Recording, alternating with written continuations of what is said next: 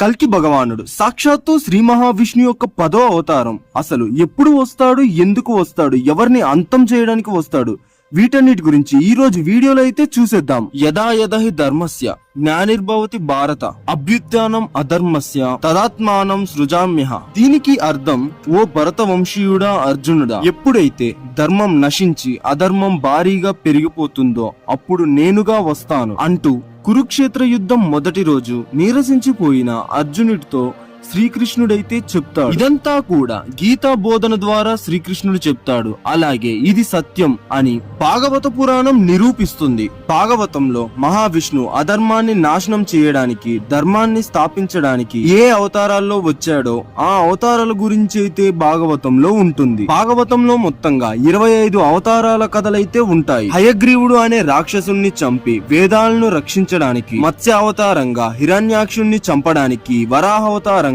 హిరణ్య కశపుణ్ణి చంపడానికి నరసింహస్వామిగా, రావణుణ్ణి చంపడానికి రాముడిగా, శిశుపాలుడు మరియు దుర్యోధన కౌరవ సైన్యాన్ని, అలాగే అధర్మాన్ని అంతం చేసి ధర్మాన్ని స్థాపించడానికి శ్రీకృష్ణుడిగా అవతరిస్తాడు.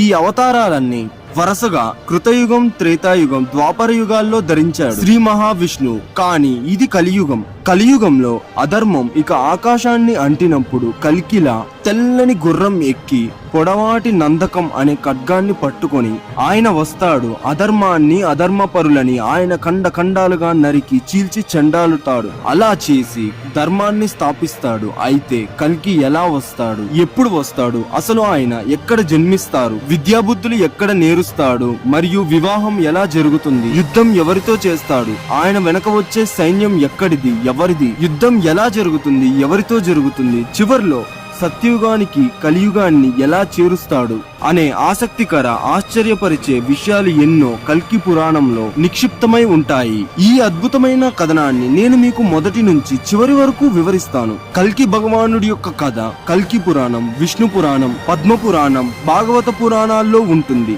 వీటన్నిటిలో కూడా కథ అనేది కొంచెం డిఫరెంట్ గా అయితే ఉంటూ ఉంటుంది. వీటన్నిటిలో ఉన్న వివరాలని బట్టి కల్కి పురాణం యొక్క సిరీస్ ని కల్కి పురాణం ఆధారంగా చెప్తాం. ఇక టాపిక్ లోకి వెళ్ళిపోతే, మీ అందరికీ తెలుసు, వేదాల్ని 4 భాగాలుగా విడదీసింది, అష్టాదశ పురాణాలను రచించినది, మహాభారత కావ్యాలను రచించినది మహర్షి వేదవ్యాసుడు అని. ఇక్కడ కల్కి పురాణం భాగవత పురాణంలో చివరి ఘట్టాన రాయబడినది. అంటే కల్కి పురాణం కూడా వ్యాస భగవానుడే రాశాడని అర్థం.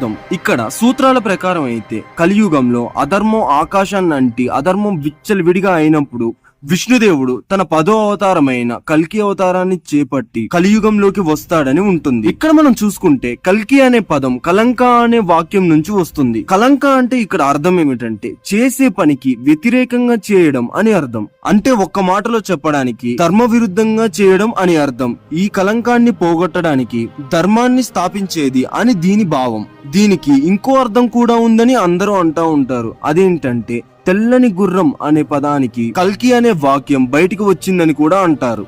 అయితే శంబల అనే రాజ్యానికి 25 రాజుల యొక్క వారసత్వం ఉంటుంది. ఈ 25 మంది రాజులకి చాలా మందికి కల్కి, కులిక ఇలాంటి పేర్లు అయితే ఉంటాయి. ఇదంతా కూడా శంబల రాజ్యానికి సంబంధించిన కథల్లో అయితే ఉంటుంది. ఇలాగా కల్కి అనే అద్భుతమైన పేరు ఎలా వచ్చింది అంటే ఇవి అని చెప్పడానికి ఇలాగా చాలా వివరణలు అయితే పురాణాల్లో ఉన్నాయి. ఇక అన్నిటికంటే ఆశ్చర్యమైన కల్కి పురాణాన్ని కళ్ళకు కట్టినట్టుగా చెప్పిన పురాణాల్లోకైతే ఒకసారి వెళ్లి చూస్తే, కల్కి పురాణాన్ని సూత మహర్షి నైమిషారణ్యంలో కల్కి పురాణాన్ని కూడా శౌనకాది మునులు ప్రార్థించగా సూత మహర్షి వినిపించడం ప్రారంభించాడు. ఇక సూతుడైతే చెప్పడానికి స్టార్ట్ చేశాడు. అధర్మాన్ని అంతం చేయడానికి మహాశక్తిగా అవతరించిన కల్కి మహానుభావుడి యొక్క చరిత్రని. మొదట నారద మహర్షి బ్రహ్మదేవుణ్ణి అడగగా బ్రహ్మదేవుడు ఆయనకి వినిపించాడట. ఆ తర్వాత నారదుడు వ్యాస మహర్షికి చెప్పాడు. వ్యాసుడు తన కుమారుడైన శుక మహర్షికి చెప్పాడు. బ్రహ్మరాతుడిని శుక మహర్షి అంటాడు.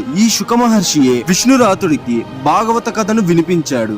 ఇక్కడ విష్ణురాతుడు ఎవరో కాదు, పరీక్షిత్ అంటే మహాభారత యుద్ధంలో అభిమన్యుడు కొడుకు అయిన, అంటే ఉత్తర గర్భంలో ఉన్నప్పుడు అశ్వత్థామ బ్రహ్మాస్త్రాన్ని వేసి చంపేయాలనుకుంటాడు కదా, ఆ పిల్లాడు వచ్చేసి ఇక్కడ పరీక్షిత్. అంటే సాక్షాత్తు శ్రీకృష్ణుడికి మనవడి వరుస మరియు అర్జునుడికి మనవడి వరుస అవుతాడు. అయితే పరీక్షిత్ ధర్మరాజు తర్వాత హస్తినాపురానికి రాజయ్యాడు. అయితే పరీక్షిత్కి ఒక ముని శాపం ఉంటుంది, తక్షకుని కాటుతో వారం రోజుల్లో మరణిస్తావు అని. అందుకనే పరీక్షిత్ మహారాజు తన మరణానికి ముందే మహావిష్ణువు యొక్క కథలన్నిటిని వినాలనుకుంటాడు. దానికోసం ఆ కథలన్నిటిని తనకు వినిపించమని శుక మహర్షిని కోరతాడు. శుక మహర్షి అలా భాగవతాన్ని సంపూర్ణంగా వినిపిస్తాడు. కానీ కల్కి పురాణాన్ని ఈ ఉప పురాణాన్ని అయితే వినిపించలేకపోతాడు. ఎందుకంటే ఈలోపే పరీక్షిత్ వచ్చేసి తక్షకుని కాటు వల్లైతే మరణిస్తాడు. ఆ తర్వాత అక్కడ సమావేశమై ఉన్న మార్కండేయుడు లాంటి వాళ్ళు అడగగా కల్కి పురాణాన్ని వారికి వినిపించాడు శుక మహర్షి. ఇలానే కల్కి పురాణం మొదటిసారిగా లోకానికైతే తెలిసింది. అయితే కల్కి భగవానుడు వాయువేగం అంటే వెరీ హై స్పీడ్ తో ఉన్న గుర్రం మీదైతే ఎక్కి ఎందుకు వస్తాడు, ఎప్పుడు వస్తాడు, ఆయన రాక ముందు తరువాత ఏం జరుగుతుంది, లోకంలో అధర్మం ఎలా ఉంటుంది అని అడుగుతారు శవనకాది మునులు. అయితే సూతుడు కలియుగంలోని అధర్మాన్ని కళ్ళకు కట్టినట్లుగా ఇలా చెప్తాడు. కృతయుగంలో ధర్మం 4 పాదాల మీద నడిచేది, త్రేతాయుగంలో ధర్మం 3 పాదాల మీద నడిచేది, ద్వాపర యుగంలో ధర్మం 2 పాదాల మీద నడిచేది, ఇక కలియుగంలో ధర్మం ఒంటి కాలు మీద కుంటుతూ ఉంటుంది. ఒకే కాలు కాబట్టి కుంటుతూనే ఉంటుంది. ఇక దీని అర్థం వచ్చేసి ఇక కలియుగం తర్వాత 5వ యుగం ఉండదు, అంటే మనిషికి 5 కాళ్ళు ఉండవు కాబట్టి.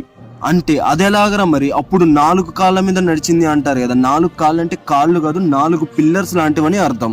ఇక కలియుగంలో అధర్మం బాగా నిండిపోయి అసలు తేలుకోలేనట్లుగా సమాజం అయితే మారిపోతుంది. అసలు కలియుగం అంటే ఒక ప్రేమానుబంధాలతో ముడిపడి ఉన్న ఒక కుటుంబం అని అర్థం. కానీ పోను పోను రోజులు మారగా ధర్మం తగ్గి అధర్మం పెరిగి ఈ కుటుంబం అంతా కూడా చీలిపోయి అధర్మం భారీగా విచ్చలవిడి అయిపోతూ ఉంటుంది. అలాగే మన చాగంటి గారు చెప్పినట్లుగానే యాగాలు హోమాలు ఇవన్నీ చేయడం మానేస్తారు. దేవుడిపైనే అంత నింద వేసి వారు చేసిన తప్పులకు కూడా దేవుడిని నిందిస్తూ ఉంటారు. దేవుడికి పూజ చేయడమే పూర్తిగా మానేస్తారు. మనుషులు అంటే పురుషుల యొక్క ఆయుర్దాయం అంటే 18 ఏళ్లకే వాళ్ళలో చాలా ప్రాబ్లమ్స్ రావడం స్టార్ట్ అవుతూ ఉంటాయి. మరియు ఒక టైంలో అయితే ఒక రకమైన వ్యాధితో ఒంటి మీద చర్మం అంతా కూడా పుచ్చి పుండవడం మొదలవుతుంది. ఎలాగంటే అచ్చం మనకు ఇప్పుడు కల్కి సినిమాలో కమల్ హాసన్ గారి వేసిన గెటప్ అంటే వారు కలి అవతారంలో కనిపిస్తారు కదా, సేమ్ అదే విధంగా మనిషి శరీరం అంతా కూడా మారిపోతుంది అనమాట. ఈ విధంగా భూమి సర్వ విధాలుగా భ్రష్టు పట్టిన సమయానికి అప్పుడు దిగుతాడు మన హీరో కల్కి భగవానుడు తెల్లటి గుర్రం మీద వాయుర్వేగంతో ఒక కత్తి పట్టుకొని వస్తాడు. కానీ ఇక్కడ మనం చూసుకుంటే ఆయన శత్రువు ఎవరో మనకి ఎప్పటికీ క్వశ్చన్ మార్కే. మనుషుల దానికి ఆన్సర్ అయితే కరెక్ట్ గా తెలియదు. ఇప్పుడు చూద్దాం. ఒకవేళ ఆయన మత్స్య అవతారంలో వచ్చినప్పుడు హయగ్రీవుడు, వరాహ అవతారంలో వచ్చినప్పుడు హిరణ్యాక్షుడు, నరసింహ అవతారంలో వచ్చినప్పుడు హిరణ్యకశిపుడు, ఇలాగా ఒక్క అవతారంలో వచ్చినప్పుడు ఒక్కొక్క రాక్షసుని సంహరించి శాంతిని మరియు ధర్మాన్ని అయితే నెలకొల్పేవారు. ఇప్పుడు అలా చూసుకుంటే కల్కి వచ్చినప్పుడు కల్కికి అపోజిషన్ గా కొన్ని వేల లక్షల మంది రాక్షసులు ఉంటారు. వాళ్ళెవరో కాదు, మనమే మనుషులు. వీళ్ళందరినీ ఎలా గుర్తిస్తాడు, ఎలాగ న్యాయాన్ని ధర్మాన్ని మళ్ళీ నెలకొల్పుతాడు. కానీ ఇక్కడ మనం గుర్తుంచుకోవాల్సింది ఏంటంటే ఆయన ఖచ్చితంగా వస్తాడని ప్రతి గ్రంథంలో ఉంది. మన గ్రంథాలకు మనం ఇచ్చే విలువ అయితే మనకు ఖచ్చితంగా తెలుసు. ఆయన ఖచ్చితంగా వస్తాడు, వచ్చి కలియుగాన్ని అంతం చేస్తాడు. దానితో పాటు సత్యయుగాన్ని అయితే స్థాపిస్తాడు. ఇదే యుగ యుగాలుగా జరిగే సత్యం. ఇప్పుడు కల్కి భూమి మీదకు వచ్చాక ఈ సమస్త అధర్మాలకి అన్యాయాలకి కారణం కలి అని తెలుసుకుంటాడు. ఈ కలి నిజంగా చాలా ప్రాబ్లమ్స్ క్రియేట్ చేసే ఒక భయంకరమైన రాక్షసుడు. ఇతడైతే చూడ్డానికి నల్లగా ఎర్రటి చక్రాల్లాంటి కళ్ళు, బయటకి పొరవాడుతూ పెద్దగా నాలుకైతే ఉంటుంది. గుమురు గుమురుగా ఉన్న ముళ్ళ పొదల్లాగా లేసి నిలబడి ఉన్న జుట్టు ఉంటుంది. చూడ్డానికి అతి భయంకరంగా, నీచంగా, నికృష్టంగా ఉంటాడు ఈ కలి. ఇలాగ ఉన్న ఈ కలితోనే మన కల్కి భగవానుడు యుద్ధం చేసి ధర్మస్థాపన అయితే చేయాలి. అసలు ఈ కలి ఎవరు, తన వంశం ఏమిటి, తన సైన్యం ఏమిటి, తన ధైర్యం ఏమిటి, వీటన్నిటి గురించి నెక్స్ట్ ఎపిసోడ్ లో అయితే చూద్దాం. అస్సలు మిస్ అవ్వకండి. ఈ ఎపిసోడ్ ఇంత షార్ట్ గా ఎందుకు తీసానంటే ఈ ఎపిసోడ్ లో మనం ఓన్లీ కల్కి యొక్క రాక, కల్కి ఏం జరిగితే వస్తాడు, కల్కి యొక్క స్టోరీ ఎలా చెప్పారు, వీటి గురించే తెలుసుకున్నాం. నెక్స్ట్ స్టోరీలో అసలు కల్కికి కలికి యుద్ధం ఎలా జరుగుతుంది, కలి ఎవరు, అతని గురించిన డీటెయిల్స్, ఇంకా కలియుగం ఎలా ముగుస్తుంది, సత్యయుగాన్ని ఎలాగ ప్రారంభిస్తాడు, వీటన్నిటి గురించి తెలుసుకుందాం. వీడియో నచ్చితే లైక్, షేర్, సబ్స్క్రైబ్ చేసుకుంటే అస్సలు మర్చిపోకండి. ఛానల్లో ఇంకా ఇంట్రెస్టింగ్ టాపిక్స్ చాలా ఉన్నాయి. మహాభారతం గురించి ఎపిసోడ్స్ వైడ్ గా వీడియోలు అయితే చేశాను. అర్జెంట్ గా వెళ్ళి చూసేయండి. ఇంకో ఇంట్రెస్టింగ్ టాపిక్ తో మళ్ళీ మీ ముందుకు వచ్చేస్తా.